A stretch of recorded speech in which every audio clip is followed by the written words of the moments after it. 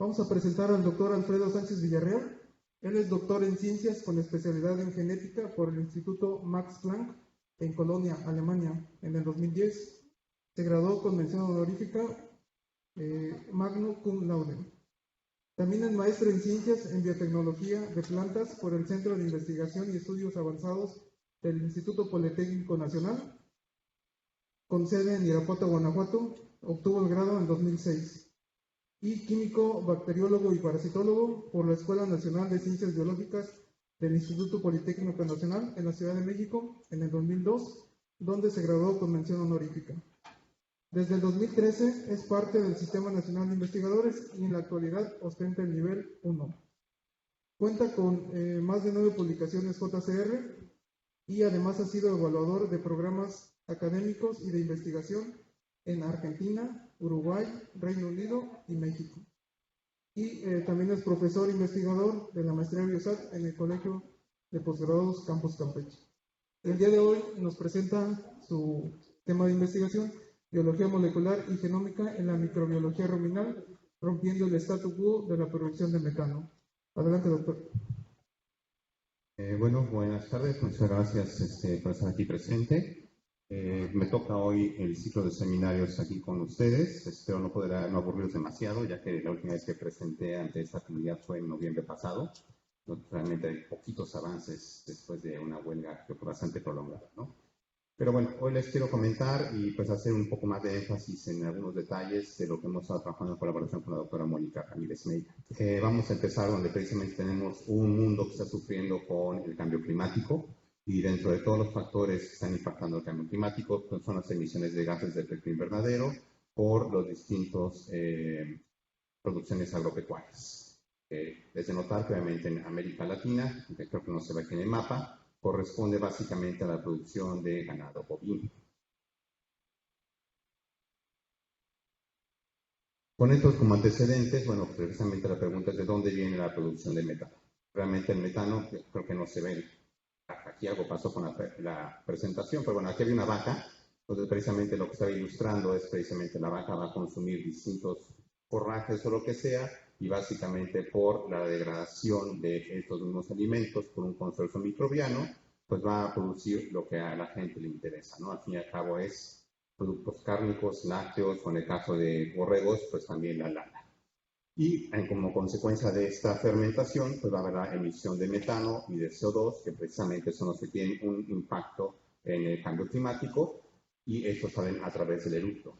El metano, ¿de dónde viene? Precisamente de una ruta biosintética, en donde al fin y al cabo esta enzima, la metilcoenzima MR-reductasa, es la responsable de la síntesis de metano al usar los iones hidrógeno disponibles, y en principio esta enzima solo se encuentra en las arqueas que están aquí viendo presentes. Ahora, cuando yo empecé a colaborar con la doctora Mónica Ramírez, precisamente parte de todo lo que se estaba viendo, en parte por cómo era la microbiología anteriormente, era estudiar qué le doy a la vaca y evaluó los resultados. Lo que les interesa es la productividad, al fin y al cabo, ¿no? Un animal más grande, que produzca más rápido, que tenga una mayor tasa de producción de leche, etcétera, etcétera. Y, bueno, obviamente cuando el metano empezó a ser un problema, pues ver estrategias para disminuirlo. Pero todo se ha reducido a ver qué doy y cuál es el resultado en productividad, sin realmente analizar qué está pasando acá adentro. En parte por lo difícil que era aislar o cultivar organismos, microorganismos en general, y obviamente en una situación anaeróbica, pues es mucho más difícil. Y bueno, si consideramos que entonces ese rumen viene a ser un ecosistema como muchos de los que somos, de todos nosotros, que somos organismos holobiontes, dependemos de nuestros microecosistemas que tenemos dentro y al fin y al cabo somos todos básicamente microbios en todo nuestro cuerpo, ¿no? Desde la microbiota de la piel, obviamente la gastrointestinal, que es la más estudiada y conocida con nosotros, ¿no? Y entonces viene a ser precisamente el mismo caso con los ruminos. Entonces, ¿cómo realmente vamos a poder diseñar estrategias eficientes si realmente no sabemos qué está pasando aquí? Y nada más se están enfocando en resultados y en ingesta. Y realmente hacer un énfasis en todo este fenómeno que tenemos en ese sentido. Ahora bien, por eso es que entonces ya llevan varias décadas donde precisamente surgió un Rumen Genomics and Metagenomics, donde precisamente surge el Hongek Mill, que fue de los primeros que estudió microbiología ruminal, y el Global-Roman Consensus, que es precisamente una vez que surgen las herramientas de secuenciación masivas, el Next Generation Sequencing, entonces realmente empezar a tener que secuencias de genomas enteros de microorganismos, y bien hacer entonces secuenciación metagenómica para finalmente conocer qué está pasando dentro de ese rumen y al fin y al cabo precisamente poder encontrar algo de genómica funcional y por lo tanto tener un conocimiento y por tanto estrategias más dirigidas con mayor fundamento de qué es lo que está pasando. Con este tipo de herramientas, por ejemplo, lo primero que se empieza a hacer es el metaperfilado, es decir, secuenciación dirigida al 16S procariótico. Precisamente empezaron a ver cómo las poblaciones microbianas estaban siendo afectadas por el tipo de dieta, en este caso una mezcla distinta de forraje concentrado, donde el forraje normalmente es paja y el concentrado viene a ser de un grano, comúnmente maíz u otros derivados, soya. Simplemente la proporción va a cambiar las proporciones microbianas y, buenamente, en un animal enfermo, pues tiene un comportamiento distinto. Digamos, esto no es sorprendente porque es lo mismo que le pasa al ser humano. Muchas enfermedades precisamente están asociadas a estos desbalances microbianos que tenemos en nuestros intestinos. Ahora bien, aquí es importante recalcar que los rumiantes no están acostumbrados a comer grano. Esto ha sido un artificio de las cadenas productivas alimenticias de los últimos 100 años. Y realmente, a diferencia de otros animales que se han adaptado a nuestras dietas, como por ejemplo la del perro, el microbioma de las vacas no está adaptado a eso. Bueno, en un estudio todavía mucho más ambiciosos y abundantes, en este caso, por ejemplo, Don Henderson lo que hizo fue hacer todo un estudio a nivel mundial con rumiantes y semirrumiantes, analizando tanto las poblaciones de bacterias como de arqueas, y precisamente en ese estudio gigantesco que abarcó todas las zonas del mundo, concluye, aquí podemos ver en los distintos dibujos por pastel, a mano izquierda las bacterias y a mano derecha las arqueas, si no mal recuerdo, donde precisamente pueden ver que hay un comportamiento semejante, y la conclusión es que independientemente del rumiante y de la posición en el mundo donde estemos hablando y consecuencia de la dieta, existe un core microbiano. Es decir, hay una población microbiana que se va a mantener independientemente de todas esas situaciones. Por lo tanto, pues es parte del huésped, ha evolucionado con el mismo y difícilmente lo vamos a modificar. Esto tiene importancia porque precisamente la gente lo que ha buscado es, para abatir la producción de metano, el modificar precisamente estos microbiomas con la finalidad de precisamente eliminar a los, digamos, bichos malos, ¿no? Los que son los que están produciendo el metano.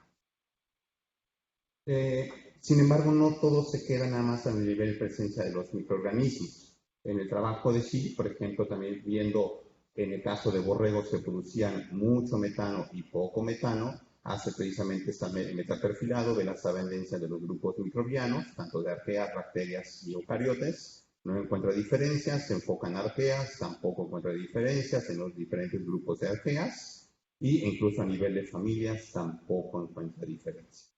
Entonces, simplemente la presencia o existencia de unos ciertos microorganismos no está explicando el por qué se produce o no se produce metano, y en parte la respuesta se debe a que realmente lo que se está haciendo, lo que está modificando son los niveles de expresión genética de ciertos genes, y por lo tanto, aquellos en donde hay una mayor expresión de genes, hay, por lo tanto, relacionados a la producción de metano, va a haber una mayor producción de metano. Bueno, todos esos antecedentes fue lo que nos llevó a proponer ya hace más de un lustro, en 2015, este proyecto de llevar a cabo un análisis metatranscriptómico de la microbiota ruminal. Y bueno, pues obviamente en la parte que trabaja Mónica con el uso de forrajes tropicales locales de los animales, sobre todo de doble propósito, que se dan mucho en los trópicos a lo largo de todo el país, con los que podrían consumir potencialmente. Entonces, voy a enfocar mi plática en dos partes, en lo que viene a ser la aplicación de las herramientas de biología molecular para el conocimiento de esa microbiota, y por otra parte, hacia el final, abordaré la parte ya más hacia la parte genómica. Entonces, precisamente con la primera parte, la parte molecular. Uno de los estudiantes de maestría que estuvo con nosotros, pues lo que hizo fue escoger 11 distintos forrajes que los animales comen de forma natural en sus ambientes, y que precisamente como son forrajes, principalmente muchos de ellos leguminosas, ricos en metabolitos secundarios, principalmente taninos y saponinas, en los cuales ya se conocía previamente que pueden tener un efecto antimetanogénico, ya sean los taninos por el hecho de que precisamente forman complejos proteicos y por lo tanto hacen indigeribles ciertas partes del alimento y disminuyen con ello el metano, o bien a las saponinas, a las cuales supuestamente se les han atribuido el atacar a los protozoarios y en consecuencia, como estos tienen una cierta simbiosis o viven dentro de ellos algunas arqueas, pues eliminar la producción de metano. No voy a abordar toda la parte que hizo la estudiante de fermentación ruminal, eso le tocaría a la colaboradora, y yo me voy a enfocar en lo que hicimos a nivel de biología molecular. Bueno, ya tienen sus fermentaciones in vitro con todos estos follajes, ahora cómo estudiamos esos cambios en la microbiota. Bueno, pues lo primero es decir, bueno, ¿qué bichos nos interesa analizar? Y bueno, pues no podríamos analizar de bicho en bicho porque realmente hay cuántas bacterias, ni siquiera sabemos cuántas habría. Entonces empezamos con un análisis bastante muy somero. En ese sentido nos enfocamos en analizar la unidad pequeña del ribosoma de la bacteria, la unidad grande, la 16 es exactamente la pequeña de arqueas, y en el caso de arqueas hicimos una subdivisión en dos grupos, en este caso del género Methanobribacter, que se puede dividir en dos grupos, el RO o el CGMT, que depende de quiénes son los que están incluidos. Aquí está invertido, el CGMT son estos microorganismos y el RO son los otros. Asimismo, también usamos como gen marcador el MRCA, que es el gen encargado de la última etapa de la síntesis de metano, en este caso la unidad alfa, la pequeña de actividad metabólica. Y para evaluar los eucariotas hicimos un 18S para hongos y para protozoarios. Obviamente no partimos de cero, nos fuimos con todos los trabajos previamente reportados que se habían usado estos primers, ya sea en algunos ensayos de PCR clásico o PCR cuantitativo, y nosotros lo que hicimos fue precisamente hacer un blast, un análisis in silico, para corroborar que realmente sí estaban estos primers dando en el blanco esperado, así como determinar el tamaño del producto y si por lo tanto era útil o viable poder usarlo como lo pretendemos usar en el PCR cuantitativo aquí en el campo. Bueno, entonces ya cogimos nuestro set de primers, pues necesitamos DNA. Entonces, precisamente dos chicos de maestría, Lear y Yesenia, empezaron a trabajar con establecer protocolos de extracción de DNA que fueran eficientes. Aquí pueden ver varios de los que probaron. Estas son las siglas que le pusieron ellos a los protocolos. En general, la extracción implica, al ser microorganismos, tanto una análisis mecánica como química, ya sea por el fenolcloroformo o las soluciones buffers que estén usando, y la parte mecánica con el uso de perlas de vidrio de 0.1 milímetros de diámetro, y esto a través de homogenización a alta velocidad con algún disruptor celular. Bueno, ya obtuvimos DNA de buena calidad, en este caso nos inclinamos por este protocolo para que probar que realmente nuestro DNA funciona para amplificar con estos primers un producto específico. Y bueno, es lo que estamos demostrando aquí, ¿no? Estamos viendo cómo a mano izquierda tienen el control positivo, a su mano derecha de esa amplicón tenemos lo que es el producto, la reacción sin DNA.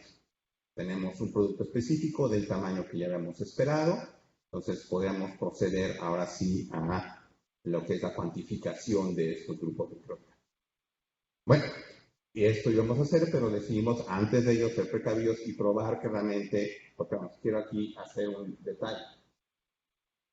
Mencioné, estas estandarizaciones se hicieron con el líquido ruminal de los bovinos, es decir, se les extrae por una sonda gástrica el contenido ruminal, se hace una pastilla que contiene todos esos microorganismos y a eso se les extrae el ácido nucleico. Ahora bien, nuestros protocolos funcionaron bajo esas condiciones. Lo que no habíamos considerado, nos faltó ahí un poco de visión, fue que al momento de mezclar ese líquido ruminal con los distintos forrajes que probaron los estudiantes, ya la extracción ya no funciona. Ya que lo que podemos ver en los índices de relación de pureza de DNA, podemos ver que dependiendo del follaje, el índice va a variar y, por lo tanto, como se debe esperarse con mala calidad de DNA, la reacción de PCR, en este caso es para el 16S, pues no amplifica o bien no amplifica muy bien, que digamos. Entonces, esto nos llevó a echarnos un paso para atrás, revisar los protocolos, hacer unas ciertas adecuaciones y finalmente incluso tuvimos que usar una columna para limpiar inhibidores. Inhibidores de PCR, que en este caso pues, suponíamos que tenían que ser derivados de metabolitos secundarios. Y bueno, precisamente después de esta estandarización del protocolo y el uso de la columna, podemos ver que ahora sí todos quedan dentro de un valor aceptable de calidad del DNA y bueno, esto también se puede ver en la amplificación del producto, en la cual pues ahora se amplifican todos, se da una mayor intensidad y bueno, y en parte como barrido se da precisamente por la naturaleza del producto, es amplificando el índice ICS que varía de distinto tamaño según el género microbiano del que estemos hablando. Bueno, ahora sí ya establecidas las condiciones de reacción de PCR, pues nos podemos pasar a lo que era el objetivo, cuantificar los cambios en las poblaciones microbianas. ¿Cómo íbamos a hacer eso? Pues precisamente usando el equipo que tenemos aquí en el campus, que es el PCR digital. Aquí quisiera dar un poquito para aquellos que no lo conocen, en particular los estudiantes. En general, esta nueva generación de PCR en lo que consiste es que en lugar de tener un solo tubo de PCR donde hacen su reacción y van a tener un producto o no van a tener el amplicón, lo que se hace es una emulsión y en principio teóricamente se pueden llegar a generar hasta 20.000 gotas. Por lo tanto, el contenido de esa reacción se va a distribuir en 20.000 gotas y solamente si se cuentan con todos los componentes, es decir, el DNA molde y los elementos de la reacción, vamos a poder tener gotas con fluorescencia y estas son las que va a contar el equipo y va a contar todas esas gotas, cuáles sí tuvieron, cuáles no, detectan la fluorescencia y por lo tanto nos permite tener una cuantificación a nivel absoluto. Ahora bien, esto se podría entender como galletas de chispas de chocolate. ¿Qué es lo que queremos tener? Pues con una fábrica de galletas que podemos tener algunas galletas donde no haya chispas. Ese será nuestro control. Aquí no hay DNA, no hubo reacción. Y no nos importa si nosotros tenemos galletas con pocas chispas, muchas chispas, las podemos cuantificar. E incluso para aquellos que no quieren usar la fluorescencia de Eva Green y pretendan usar sondas, que también se puede hacer con este equipo, pero en este caso podemos decir, voy a contar las chispas de chocolate o voy a contar los pedacitos de nuez. Sin embargo, hay que evitar precisamente una saturación. Si se llega a una saturación, entonces es imposible contar cuántas están ahí como partículas presentes. Confiando estos docentes, bueno, hemos terminado con la parte de las galletas y explicar cómo funciona más o menos el PCR digital, ¿no? Entonces, precisamente usamos esto y bueno, para ello quise explicarles, dedicarme hace unos minutos a qué es lo primero que tenemos que hacer con nuestros resultados. Realmente, como el equipo lo que está haciendo es una distribución en las gotas, lo que hay que evaluar primero es que tengamos un número de gotas suficiente. Esto el equipo lo establece, tiene que tener un mínimo de 10.000 gotas por reacción. Y es precisamente lo que estamos viendo en esta barra de color aqua. Tenemos todos los valores por arriba de 10.000 gotas, por lo tanto nos permite el análisis. Ya una vez que se inicia el análisis, lo que uno tiene que hacer es definir cuál es mi punto de corte. Esta gráfica aquí lo que muestra es el número de eventos, se puede traducir como el número de gotas, contra la fluorescencia. Obviamente, como estamos usando el Eva Green como marcador, es fluorescencia. El Eva Green, obviamente, como es un agente intercalante, obviamente, mientras mayor cantidad de amplicón, va a haber mayor fluorescencia, así como también se va a ver afectado por el tamaño del amplicón. Entonces, bueno, aquí lo que tenemos es cada puntito representa una de esas 10.000, 15.000, 12.000 gotas que se producen. En cada uno de esos viene a ser, digamos, cada reacción que se montó.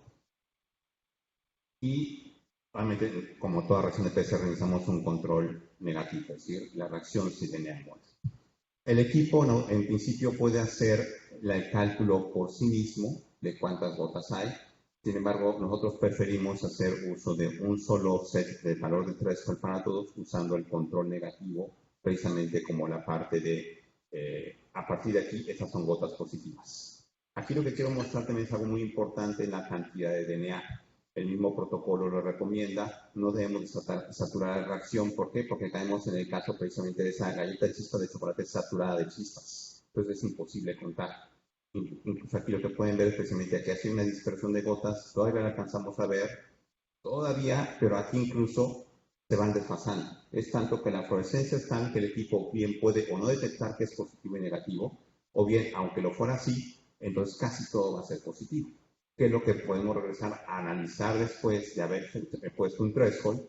¿Cuántas gotas tenemos como positivas, negativas y totales? Totalmente una menor cantidad de DNA, hay muy poco positivo. Aumentamos DNA, aumentan estas, aumentamos la cantidad, van a aumentar. Y obviamente si llegamos a un punto de saturación, todo es positivo y bajo esa condición no posible. Esto también lo que nos permite es entonces tener un amplio intervalo sobre qué cantidad tenemos que tener para poder cuantificar. Y ahora también por la manera en que usa el equipo la distribución de Poisson para hacer la estadística, podemos cuantificar ya sea con pocas o con muchas. El punto es siempre tener gotas negativas y gotas positivas. Es decir, que necesitamos tener galletas con chispas de chocolate, pero también debo tener algunas que no tengan chispas. Bueno, entonces, pues hicimos este análisis para cada uno de los forrajes. En este caso, lo que estoy mostrando son los 8 pares de primers empleados para evaluar las poblaciones microbianas. En negro tenemos el testigo, que en este caso es un pasto. Y los que están en colores son los 11 follajes que trabajó el estudiante Yesenia.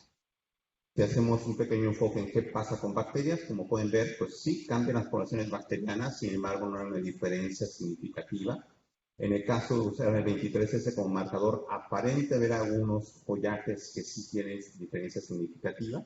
En este caso, Leucania leucocefala y Cimaruba, pero realmente no hay una diferencia clara. Si nos vamos a eucariotas, sí encontramos cosas distintas. Podemos ver que, por ejemplo, este grupo que incluye a Wassimum folia, Lyciloma latilisicum y Leucania leucocefala, tiene mucho mayor cantidad de eucariotas que nuestra muestra control. Nos vamos a arqueas, igual hay una abundancia de arqueas, en este caso, por ejemplo, entre el Elobium cytocarpum es el que tiene la mayor cantidad de arqueas, pero si hacemos un análisis a nivel de los grupos, encontramos cosas interesantes. Por ejemplo, entre el Elobium tenemos una gran cantidad de arqueas del grupo Ruminatum o Ley, pero no lo tenemos del SGMT. Esto es importante porque lo que se ha visto en el medio es que la producción de metano, aunque todos son Methanobrevibacter, depende de qué género de Methanobrevibacter estamos hablando, de qué especie. Y a ese es al que se le ha achacado la mayor producción de metano. Entonces, no solamente, no solo basta ver esto, sino esto. Ahora, si analizamos el gen MRCA, que en principio es el responsable de la producción de metano, uno puede asumir que a lo mejor a mayor cantidad de gen, mayor cantidad de metano. Y nuevamente encontramos que Enterolobium tiene un montón de este gen. Pero no siempre se correlaciona este gen con 16 arquea general o bien con los subgrupos de Methanobrevibacter. Entonces, bueno, fue un poco difícil hacer sentido de todo esto, obviamente, para encontrar un mayor valor, pues hay que analizarlo con el resto de las variables de fermentación. Entonces, aquí no se va a ver mucho, pero simplemente lo que quiero enfocar es precisamente con esta correlación, pues como era de esperarse, las variables de fermentación que vienen a ser degradación, producción de gas, CO2 y metano, correlacionan entre ellas. Esto es algo que pasó ahí. No se ve la diapositiva. ¿Y ahora? ¿Se ve? Okay. Todavía.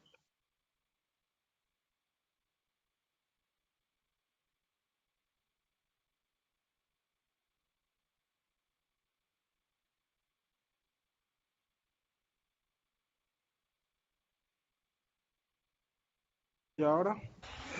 Ya se ve, pero falta modo presentación. El modo híbrido no es tan eficiente como pensaría uno.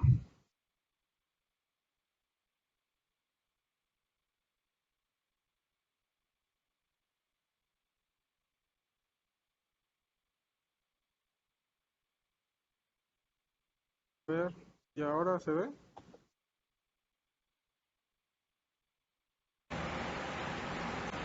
Sí, sí se ve, pero aún no se ve en modo presentación.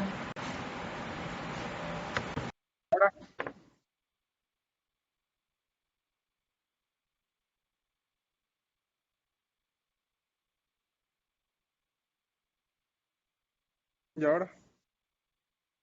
Sí, Ahora se ve. sí se ve.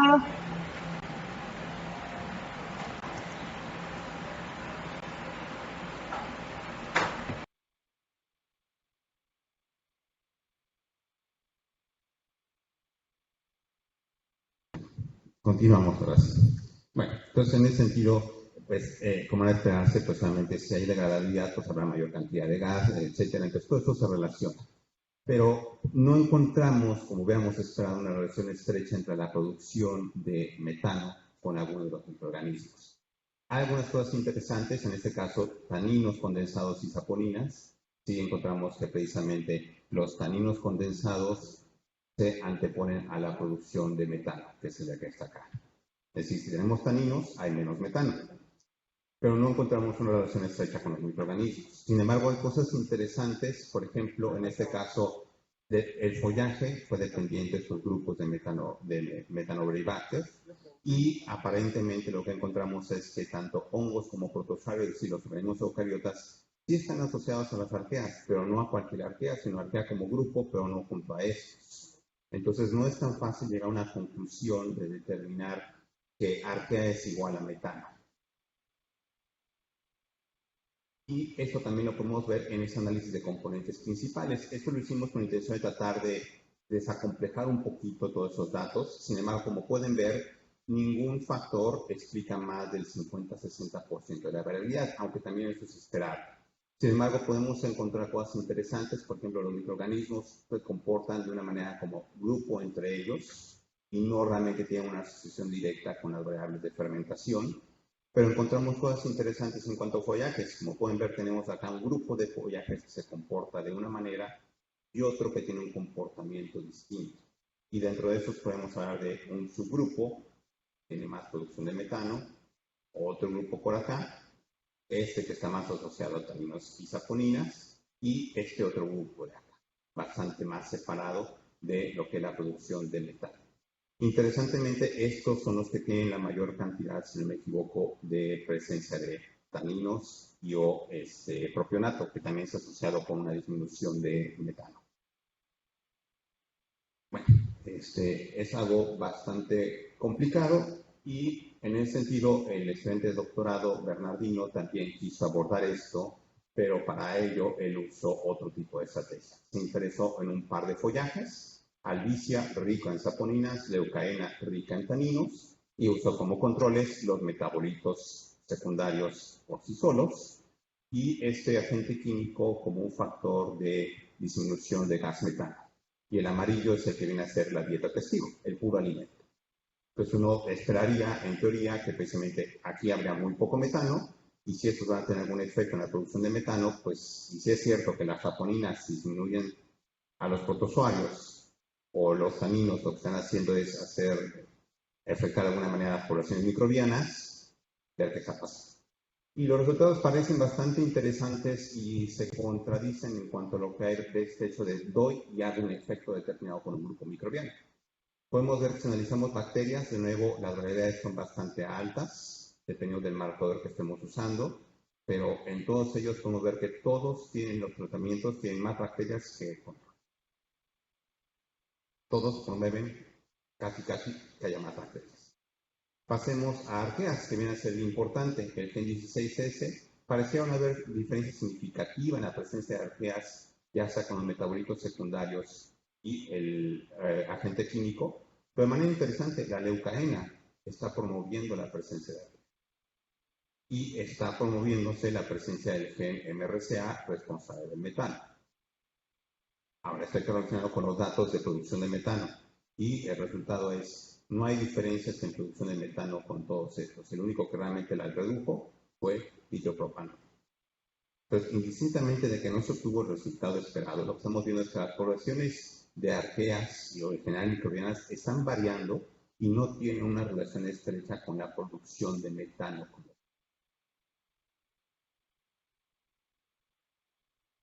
Analicemos qué pasa con los eucariotas y bueno, precisamente encontramos lo mismo. Básicamente casi no hay protozoarios en el alimento, casi no hay presencia de hongos y extrañamente hasta el químico promueve el crecimiento. A lo mejor algo está pasando en ese ensayo in vitro, a lo mejor es medio algo artificial, pero vamos, si no consideramos ello podemos ver que de todas maneras todos los follajes o los metabolitos promueven el crecimiento de los microorganismos.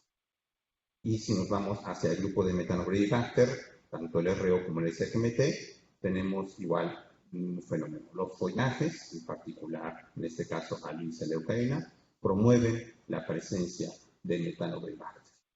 Entonces, el hecho de que le voy a dar el follaje para abatir metano y porque le hace mal a las arqueas, en realidad no aparenta tener un sustento.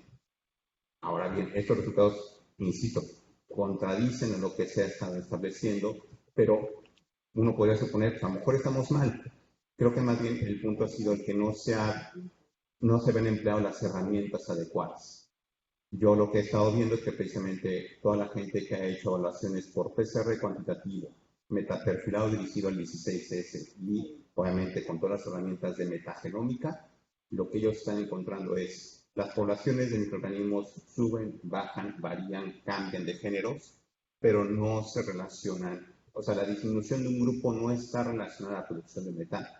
E incluso en un trabajo de networking del año pasado, de redes a través de la información metagenómica, lo que concluye es sí, las arqueas son las responsables del metano, de la producción del metano. Pero si hay o no producción de metano, no depende de ese nicho, depende de nosotros. Que no es extraño y que es con lo que al final voy a concluir un poquito el seminario.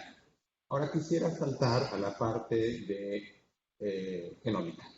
Para ello, pues aquí el presente hoy estudiante de doctorado, en aquel momento en su maestría, pues él fue el encargado de establecer un protocolo de extracción de RNA, que en este caso utilizamos de muy buena calidad para después quitarle el RNA ribosomal y mandarlo a secuenciar para hacer la parte metatranscriptómica. Bueno, pues Miguel finalmente igual trabajó con líquido ruminal, en este caso de borregos, una dieta de grano paja, y después de trabajar con unos procesos de optimización, encontró RNA que aquí podemos ver de buena calidad, las dos bandas correspondientes al RNA ribosomal. Podemos ver que los índices son bastante buenos, la cantidad de RNA total que se obtiene es bastante buena, e incluso partiendo de una menor cantidad de líquido ruminal que trabajos previos. Pero bueno, pues ya con todo esto realizado, pues adelante, podemos empezar nuestro metatranscriptoma. Y entonces el estudiante de doctorado pues dijo, ok, vamos a hacer esa extracción de RNA, pero con este esquema en una dieta experimental en animales. Esto ya va a ser in vivo, no va a ser in vitro. Y él decidió usar pues, la dieta base, que es esta que aquí se marca en color negro, aceite de orégano como un agente natural que disminuye el metano, aceite esencial, y un par de follajes. Nuevamente Leucaena leucocephala por su riqueza en taninos, y él decidió usar por disponibilidad Guasima unfolia en lugar de seguir trabajando con el bis. Entonces, bueno, ya con el protocolo, pues vamos a usarlo. Bueno, parte del equipo de trabajo, que luego no consideramos, pero aquí están, los 4 muchachones que han estado trabajando y siendo pues muestreados continuamente.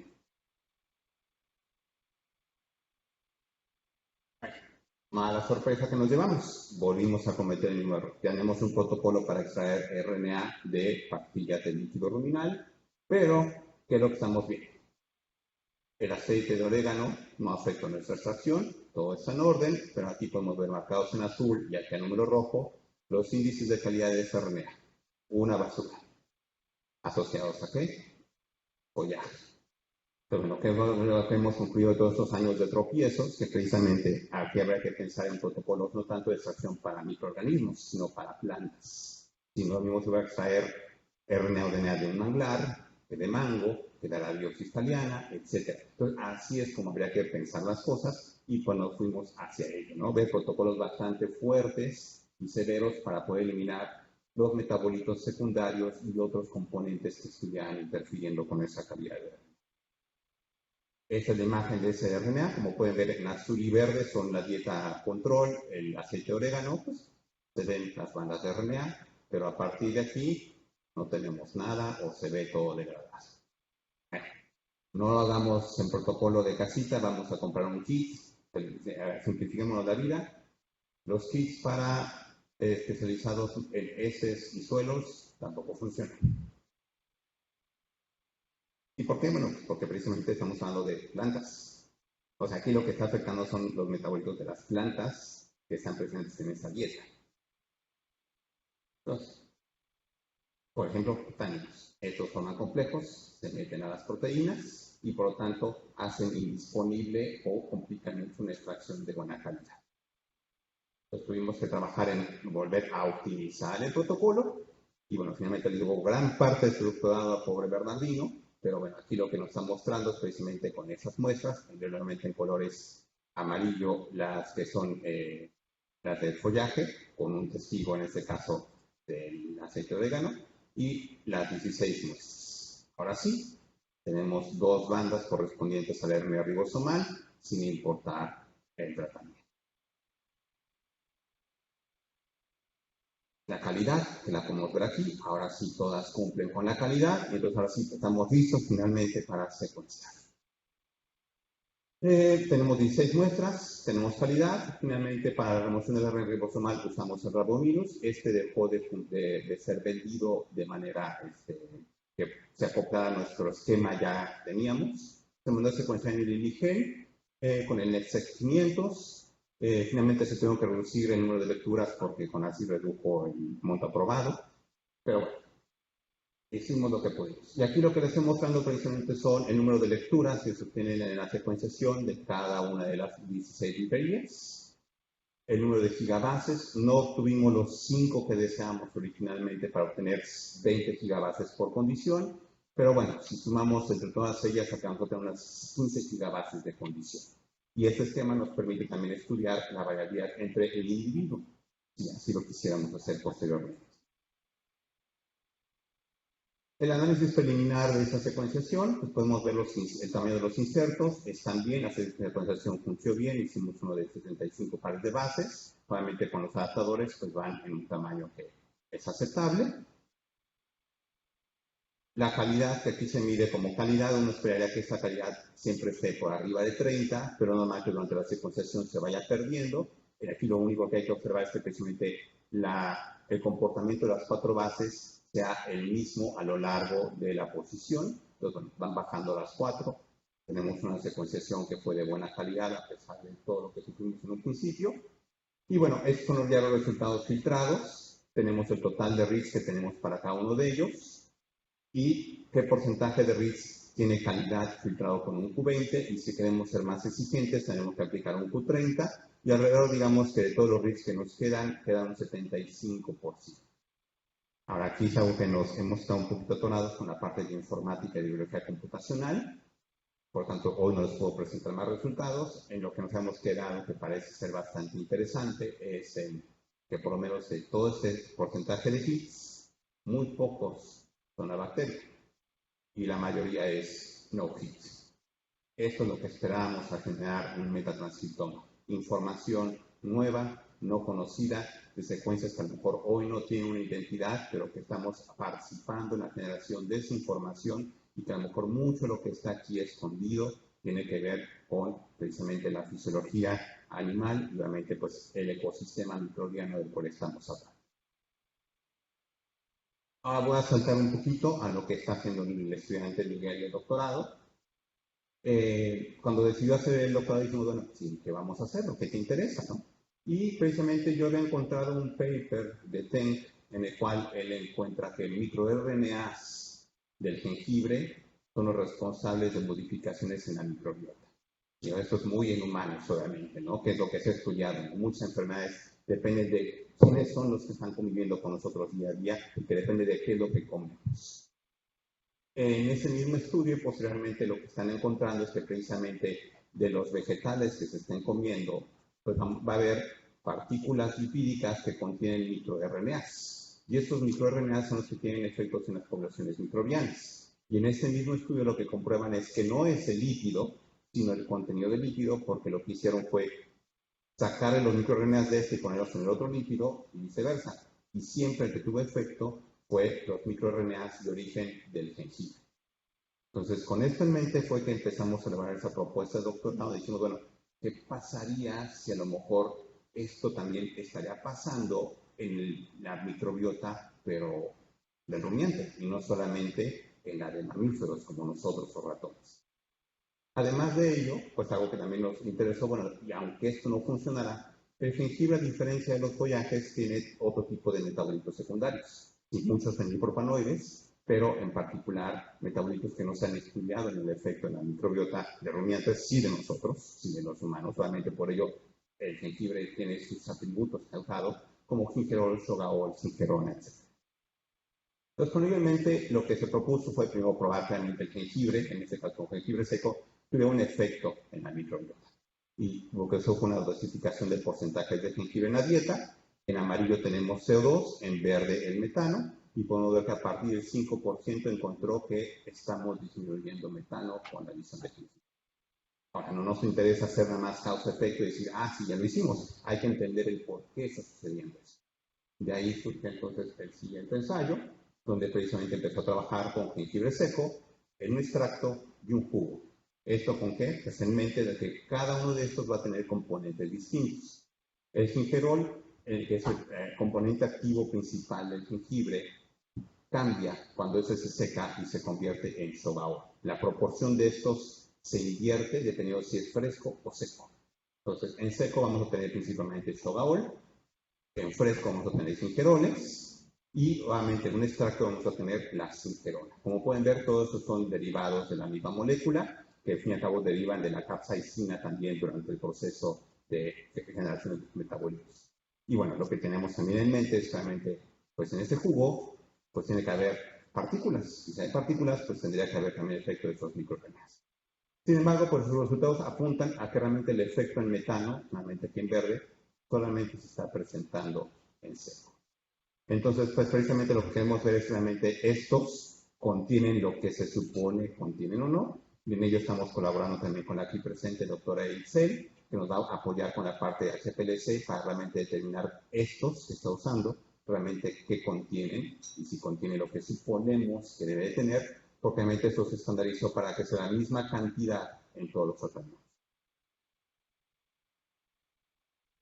Bueno, entonces con ello pues ya no quisiera andar más y concluiríamos el seminario, en donde precisamente pues, el mensaje que se llevarán sería básicamente la aplicación de las herramientas moleculares que está permitiendo ver cosas nuevas o que no se estaban viendo, ¿no? Y realmente creo que es el foco a lo que habrá que llamar a la comunidad que estudia la producción de metano y de los rumiantes en general hay que dejar de estudiarlo como que son las arqueas, o es la bacteria, o es este bicho. Es un ecosistema. Es un grupo, es como un ecosistema del suelo, de las aguas, de la filósfera, de donde, como lo quieran ver. Entonces tenemos que estudiarlo como un todo. Y para ello entonces tenemos que las herramientas genómicas. Nosotros esperamos que precisamente con este metatranscriptoma que se está generando, pues estemos participando tanto en la generación de información como en conocer realmente qué está pasando.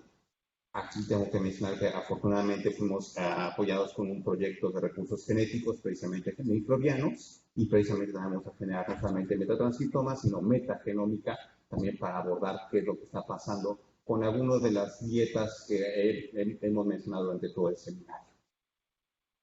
Y bueno, finalmente, pues todo esto nos va a llevar a una comprensión de qué está pasando y la idea al final sería si logramos entender qué está pasando en ese ecosistema, vamos a poder establecer mejores dietas que realmente nutran al animal, disminuyan la producción de metano. Y para la parte más de ciencia básica también tenemos muchas secuencias no conocidas, por ahí podríamos después derivar en desarrollos bio y nanotecnológicos para degradación de fibras, etcétera, etcétera, que lo tienen los microorganismos, solamente hay que conocerlo y posteriormente poder explotar. Y pues me despido todo y lo último que me quedan son los agradecimientos, que realmente sin ellos todo esto no hubiera sido posible. Miguel, encargado de la extracción de RNA, y hoy en día embarcado en su doctorado. Bernardino, que se chutó gran parte de la estandarización del protocolo de RNA después de que los follajes lo eliminaron, aparte del in vitro con interpropanolitaninos. Yesenia, que estuvo trabajando con los 12 follajes del in vitro que mostré al principio. Hugo, que hizo una instancia y estuvo apoyando con la parte molecular. Eliar, que también estuvo trabajando con la estandarización del protocolo de DNA y trabajó bien con los follajes. No puedo olvidar a todo el personal de campo que ha ayudado desde la alimentación, limpieza y sobre todo también luego en la colecta. Ha habido compromiso de varios de ellos, por ejemplo, Orlando siempre está ahí apoyándonos para el manejo de los animales. En la territorio más fácil están chiquitos.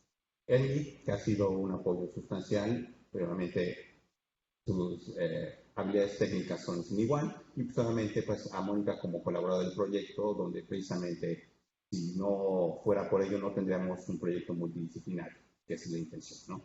Aplicar las distintas herramientas donde yo no voy a abordar su tema ni ella puede abordar él. Agradezco su atención. Bien, pues gracias al doctor por la presentación. Desde mi particular punto de vista, pues nos deja dos módulos grandes. Uno es que no siempre la investigación es significativa para aquellos que estamos iniciando en esto. El doctor aquí nos exponía cómo a través de ensayo y error han ido mejorando sus procesos. Eso es importante porque a veces a la primera nos desanimamos. Y la segunda es que aborda pues temas importantes ahora para la sociedad y para el mundo, cambio climático y seguridad alimentaria. Entonces, gracias por la presentación y en este marco pues damos paso a las preguntas. Partiremos con los que están aquí presentes y le damos prioridad a los estudiantes. Tenemos el primer valiente.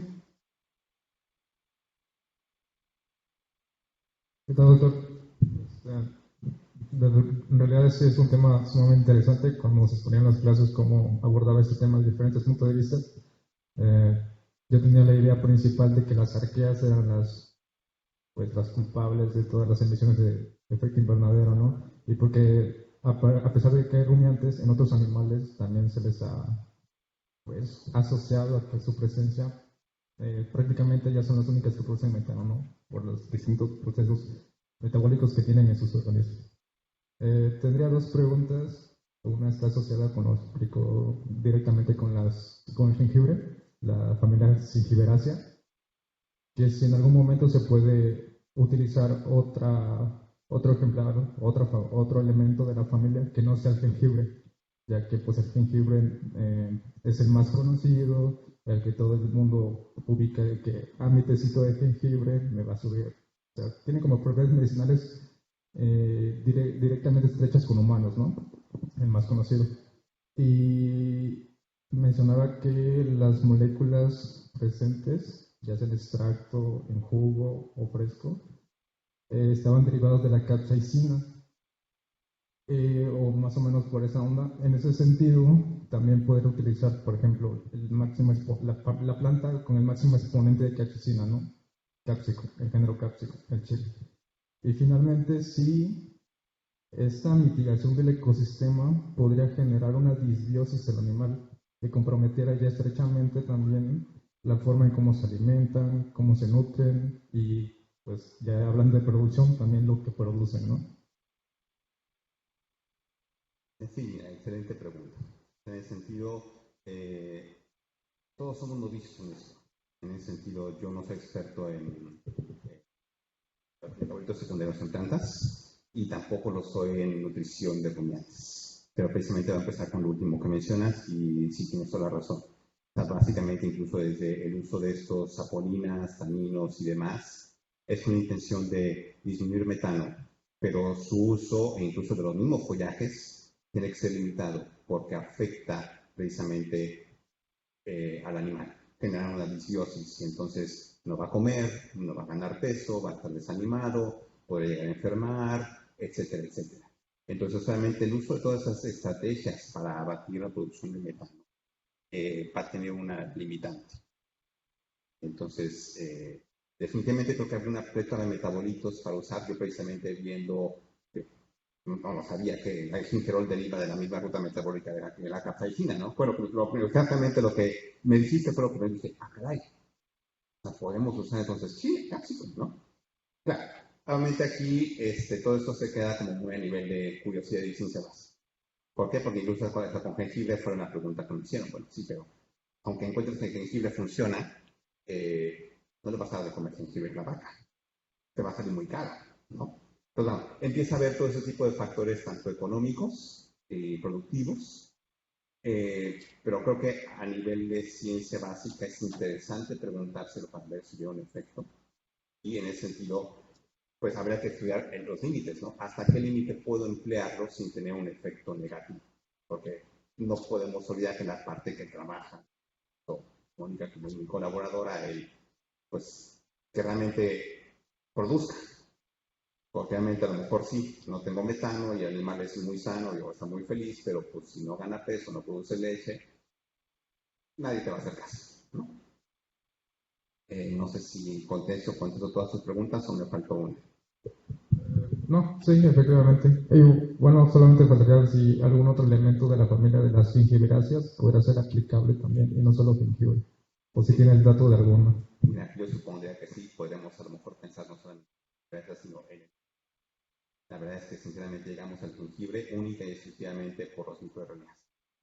Ya de ahí fue que entonces empezamos a derivar y en conjunto con Miguel, como de, bueno, sí, que tiene jengibre, ¿no? Pero y precisamente esto, no quedamos el doy y observo qué es lo que está pasando. Y dentro de eso, si tenemos el fenómeno, ¿dónde está el responsable?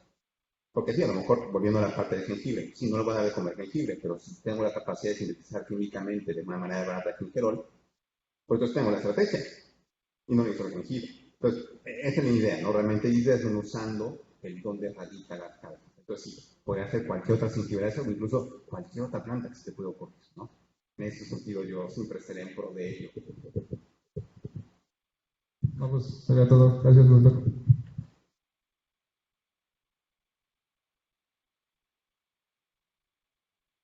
¿Algún otro estudiante? Bueno, si no, damos paso, levantó la mano primero la doctora Mónica, luego el doctor Fulgencio y el doctor Romito.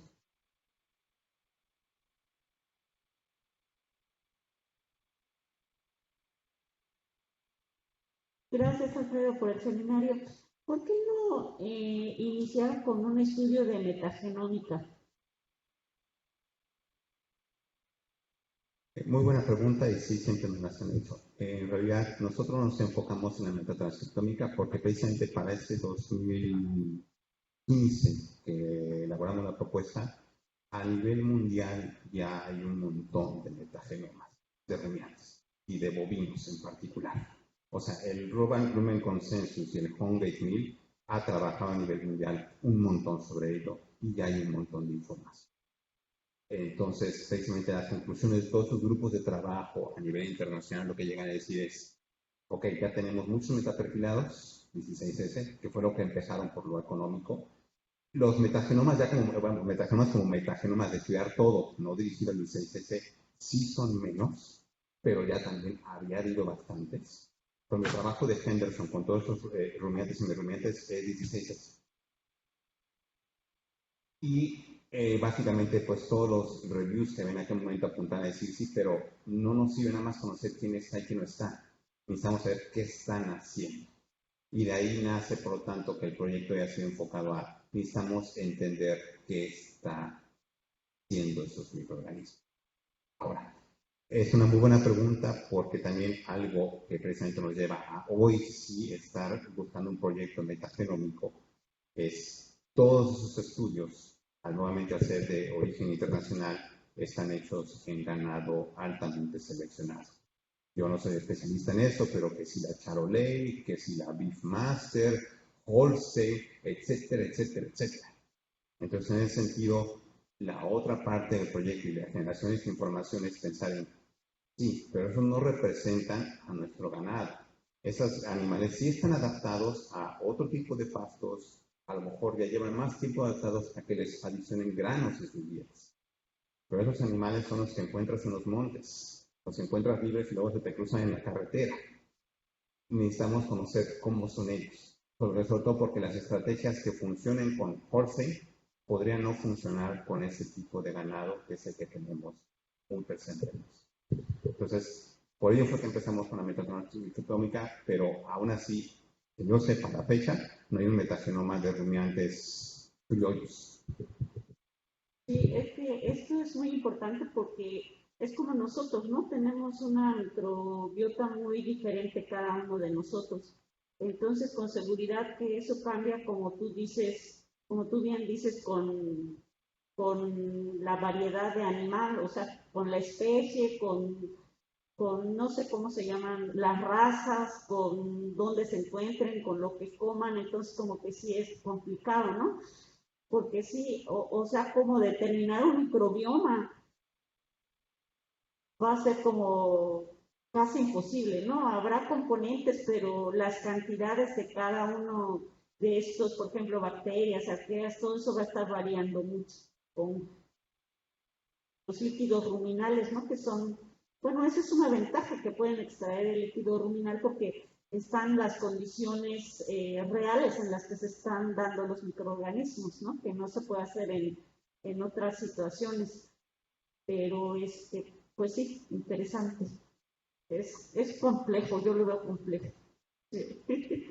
Gracias. Muy complejo.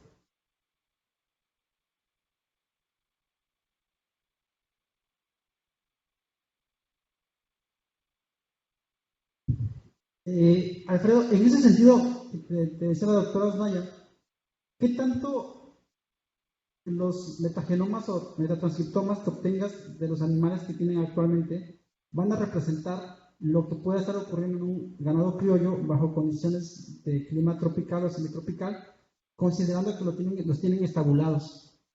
En ese sentido, yo creo que sería lo más importante, tal vez sería bueno obtener transcriptomas o metatranscriptomas del ganado como comúnmente se produce acá, ¿verdad? Ganadería extensiva, y de ahí obtener entonces el líquido ruminal, no sé, creo que hay, porque si no, justamente ese ganado está tan adaptado a estar estabulado que ya la composición del líquido ruminal es bien diferente a uno que está pastoreando, ¿no? Libremente. Sí, totalmente, es una muy buena observación. O sea, en realidad estos animales, aunque, digamos, para lo que nos van a servir es para ver la genética, el efecto hospedero, que es lo que denomina, ¿no? Que realmente, ¿cuál es el core de los organismos que aquí tenemos? Porque sí, es un hecho que esos animales, al ya llevar aquí varios años y acostumbrados a una dieta constante de lo mismo, pues realmente no va a representar al microbioma que podrían tener los animales reales que están ahí en carretera. Sería súper interesante hacerlo.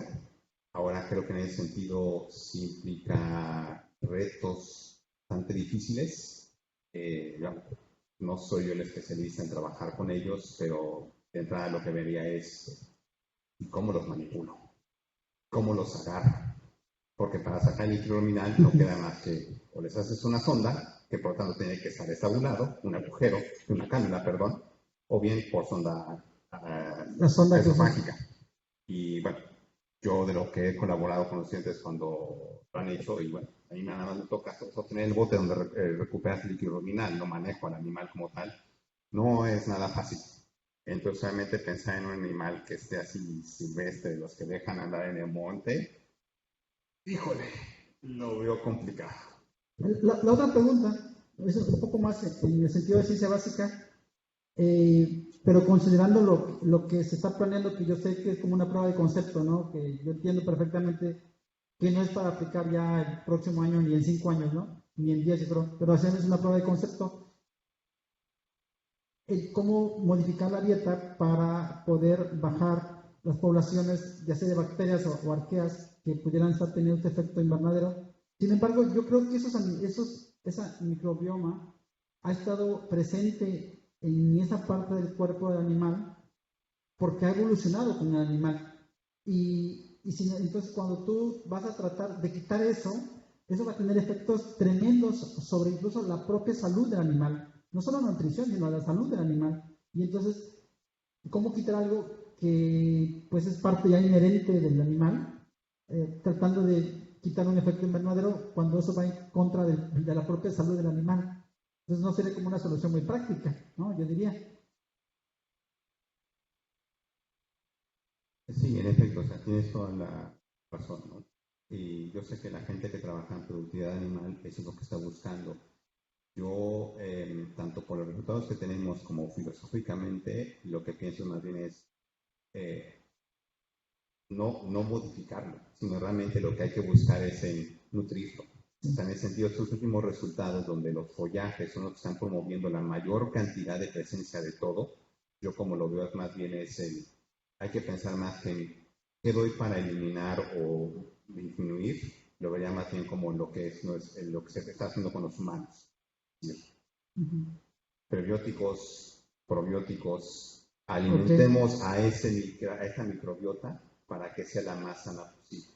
Así como lo hacemos nosotros pues mira, come diverso, come esto, come aquello, toma aquello, y vas a nutrir, vas a tener una mayor diversidad, y esa diversidad es la que te va a traducir en un estado más sano y un mejor uso, en el sentido, digamos, de recursos. Creo que hacia allá tendría que girar las estrategias de alimentación de rumiantes.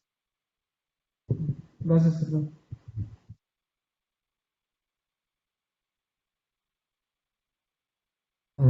Sí, excelente trabajo, felicidades. Y no sé si me preguntas, bueno, porque también estaba relacionado con los dosis antes.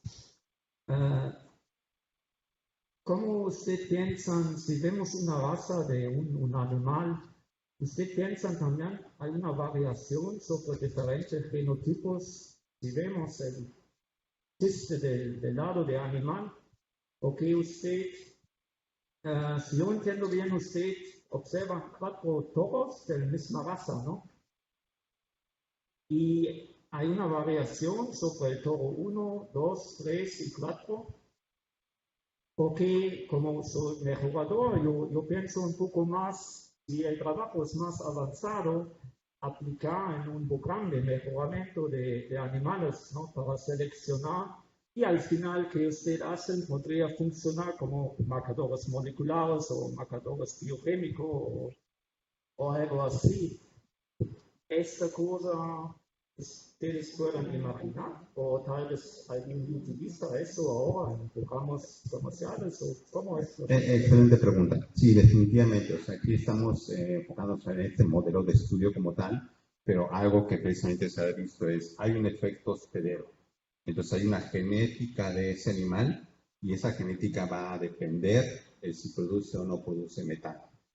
Aunque en principio, por lo que entiendo, el rumiante nace sin ese microbioma, pero luego lo adquiere al precisamente estar tomando leche de la madre, y de ahí lo va adquiriendo, y después adquiere otro cuando empieza a comer ya los pastos y follajes. Hay algo intrínseco al individuo.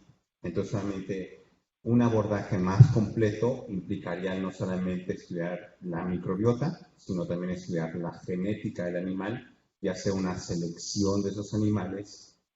Digamos, lo que se ha hecho hasta la fecha ha sido enfocado en aquellos que producen poco y mucho metano. Creo que entonces precisamente habría que asociarlo más, creo yo, que no solamente produce mucho poco, sino produce cómo está su diversidad microbiana aquí y cómo está en aquel. Y seleccionar aquellos donde esa diversidad microbiana sea más abundante y produzca poco metano, y escoger esos animales para selección.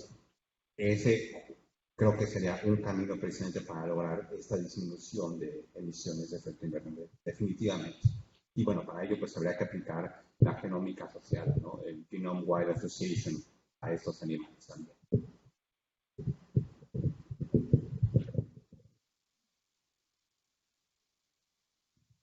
¿Alguna otra pregunta? Bueno, si no, en el chat, ¿hay alguna pregunta?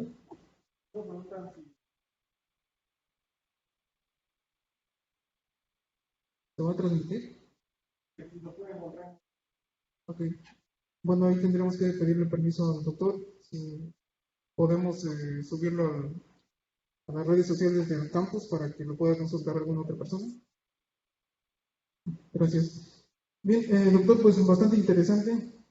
A mí en lo particular no es un área la cual esté muy familiarizado, y me parece que esa parte que tiene la maestría nutre mucho a todos los que podemos presenciar este tipo de investigación de frontera. Yo particularmente tengo una duda, tal vez sea muy simple. ¿Por qué el guásimo lo utilizan como un tratamiento? Sí, porque en mi región, por ejemplo, el guásimo, nosotros tenemos una comida típica que es el guasmole, y todos los que saboreamos ese platillo sabemos que después de saborearlo nos va a provocar gases, ¿no? Entonces entiendo que por su naturaleza esa especie tiene concentración de no sé si de metano, pero al menos sí de algún gas. ¿Por qué lo utilizan como un tratamiento y no quizás como un testigo? Mira, no seré yo la persona para darte la respuesta. Eso habría que preguntárselo o a los estudiantes que están involucrados o a la doctora Mónica Ramírez. Yo lo que entiendo es precisamente esa planta tiene metabolitos secundarios que, como tú bien lo mencionas, va a producir gas. Es esos metabolitos los que en principio van a tener un efecto en esa población microbiana. Así como lo tiene en el individuo y la producción es gas, bueno, pues a lo mejor lo mismo está pasando con el animal. Pero vamos, también aquí lo que hay que diferenciar es que algo que se busca es, dado que el metabolismo va a producir CO2 y metano, es preferible que produzca CO2 porque el metano tiene un efecto de calentamiento global, creo que más de 20 veces o 40 que el metano, sino que nivel de humedecimiento, no sé cuál es el valor. Entonces, precisamente la intención es abatir el metano. El CO2 no es tanto problema, porque calienta mucho más el metano en este caso. Pero qué tiene exactamente el guásimo y por qué se escoge y se usa, no sabría darte la respuesta, ¿no? Porque ahí sí está fuera de mi campo.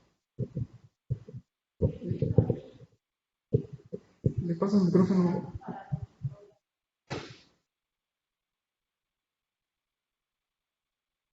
Yo lo que entiendo es que sirve como un sustrato para los microorganismos, o sea, todos los microorganismos necesitan un sustrato para reproducirse. Entonces, cuando se les da determinado alimento, es lo mismo que nosotros, ¿no? Se reproducen algunas poblaciones más que otras. Entonces, al estarse reproduciendo alguna que produzca un gas determinado, pues es lo que debe estar pasando, ¿no?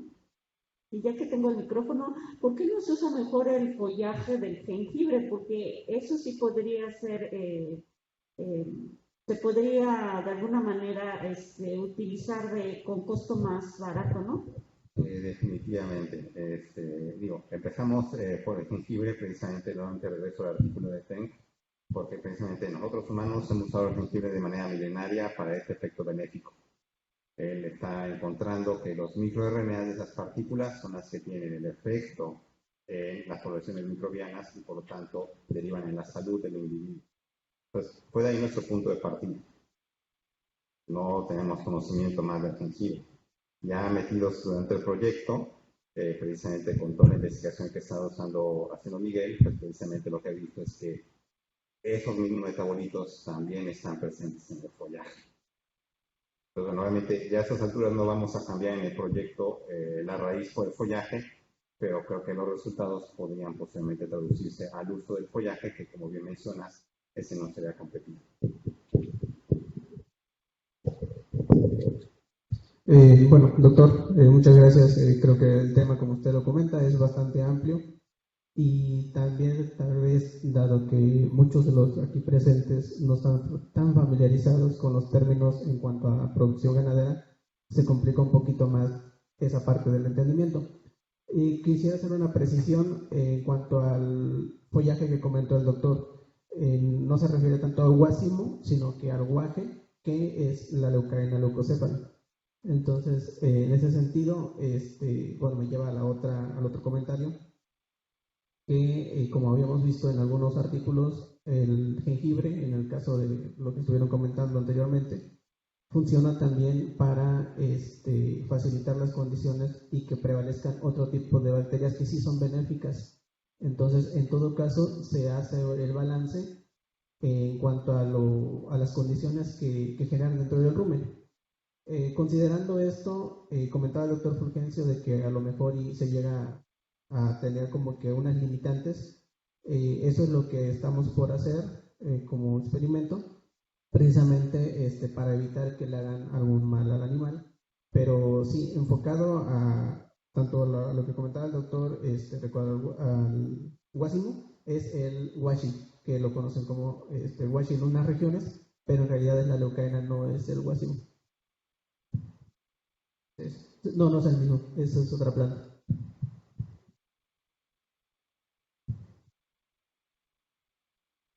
Bueno, pues gracias por la precisión. Tenía entendido que era el mismo, pero qué bueno que lo estás haciendo. Bueno, derivado de esto, más que complicarse, es como para nutrir a todos los que hoy asistimos. Esa es la finalidad de la maestría en su modalidad diversa, que podamos converger con varios puntos de vista y conocimiento. Bien, pues si no hay otra pregunta, ¿hay una pregunta? La aclaración de la doctora.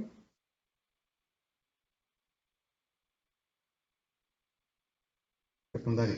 Y hola, rápidamente respecto a tu pregunta, Alberto, ¿por qué utilizamos el guásimo?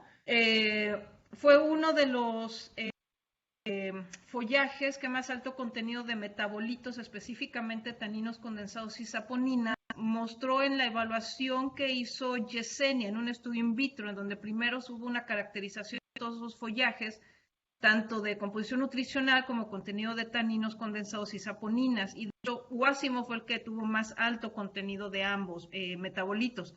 Aunado a eso, se debe utilizar porque también mostró que disminuía mucho menos disminuía más, de forma más importante el metano en un estudio in vitro, que fue previo al estudio in vivo al cual se utilizó. Pues muchas gracias por la precisión. Como notarán, pues esto es un tema bastante diverso, son muchos factores involucrados aquí. Decía por ahí el maestro las razas. En alguna ocasión veía un estudio en Costa Rica que ellos abordaban este tema a partir de las razas. Aquí lo estamos abordando a partir del alimento. Fulgencio nos comentaba a partir del sistema de producción que puede ser extensivo y intensivo. Son muchas aristas que tiene esta investigación. Enhorabuena y pues felicidades por los avances que han tenido. Si no hay otra pregunta, pues vamos a dar paso al cierre del seminario, para lo cual le vamos a entregar una constancia al doctor Alfredo. El alcance dice, el Colegio de Posgraduados Campus Campeche otorga la presente constancia al doctor Alfredo Sánchez Villarreal por haber presentado el seminario Biología Molecular y Genómica en la microbiología ruminal, rompiendo el statu quo de la producción de metano, llevado a cabo el 7 de julio de 2022 en el auditorio Dr. Everardo Aceves Navarro del Colegio de Posgraduados Campus Campeche. Firma para dar constancia el doctor Jesús Arreola Enríquez, encargado de los asuntos de la subdirección de investigación del Campus Campeche y del Colegio de Posgraduados. Gracias, doctor.